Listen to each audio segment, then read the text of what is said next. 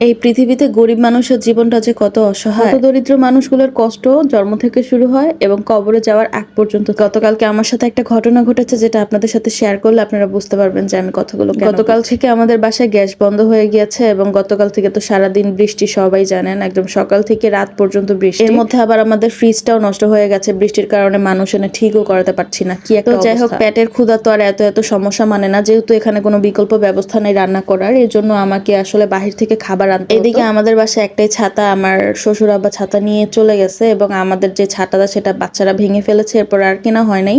আসলে আলসামি লাগে এসব বিষয়ে, কিনতে কিনতে কিনবো করে কিনা হয় না।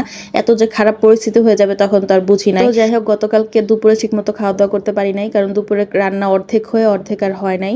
তারপর হচ্ছে দুপুরে কোনো রকম খেয়ে কাটাইছে। এখন সন্ধ্যাবেলা মেয়ে ছেলে দুজনেরই ক্ষুধা লেগেছে, যেহেতু সন্ধ্যার একটা নাস্তা ওদের খাওয়াতে হয়। গ্যাস নাই যে চুলায় কিছু বানায় দিব, আর বাহির থেকে কিনেও আনতে পারতেছি না। তারপর আমি আমার হাজব্যান্ডকে বলতেছিলাম যে তো আপনি গিয়ে নিয়ে আসেন কিছু না কিছু। সে হচ্ছে এত বৃষ্টিতে বের হতে চাচ্ছিলই না কোনোভাবে, যে তুমি ওয়েট করো, কমুক। ওদিকে আমার ছেলেমেয়ের অনেক ক্ষুধা লেগে গেছে।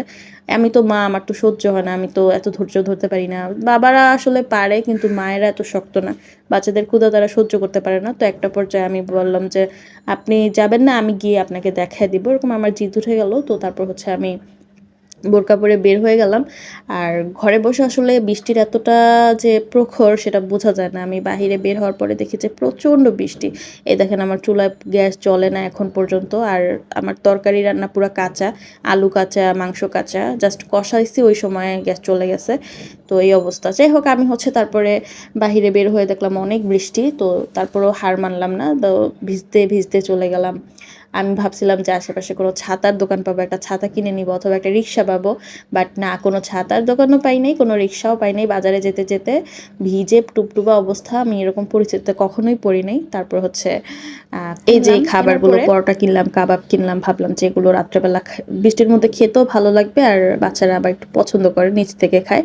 তো এই কাবাবের দোকান থেকে বের হওয়ার পথে আমি একটা রিক্সাওয়ালা পেলাম, একদম বৃদ্ধ, একদম অসহায়, অসুস্থ একটা মানুষ। কোনো কথা চিন্তা না করে আমি ওনার রিক্সা উঠে গেলাম, যেহেতু আর রিক্সা পাবো না আমার মনে হচ্ছিল। তাকে দেখলাম একটা বৃদ্ধ মানুষ পায়ে টেনে রিক্সা চালাচ্ছে। কতটা অসুস্থ, আমি একটা কথা বললে ঠিক মতো বুঝতেছে ওনা, এদিক যাবে না ওদিক, মানে কোনো রকম আমাকে উঠাইছে। আমাকে পেয়েই উনি খুশি, এতক্ষণ হয়তো বা প্যাসেঞ্জার পাচ্ছিল। আমার বাসা একদম সামনেই, মানে পায়ে হাঁটতে বৃষ্টিতে ভিজছি, বাট হেঁটেই তো যাওয়া যায়। তারপর আমি উঠেছি ওনাকে দেখে, আর ভাবছিলাম এই অসুস্থ বৃদ্ধ মানুষটা কত না অসহায় হলে এই বৃষ্টির মধ্যে এসে রিক্সা চালাচ্ছে, প্যাসেঞ্জার খুঁজতেছে। অথচ আমার হাজবেন্ড বাসা থেকে বের হতে চাচ্ছে না, আর আমি একটুখানি ভিজেই ভাবলাম যে কেন আসলাম, ভিজে গেলাম, আমার খারাপ লাগছে। আর এই মানুষগুলো সারাদিন বৃষ্টিতে ভিজে ভিজে প্যাসেঞ্জার নিয়ে কাজ করে বেড়াচ্ছে। এইসব ভাবলে না মাথার কাজ করে না, জীবন আসলে কত অসহায়, তাই না?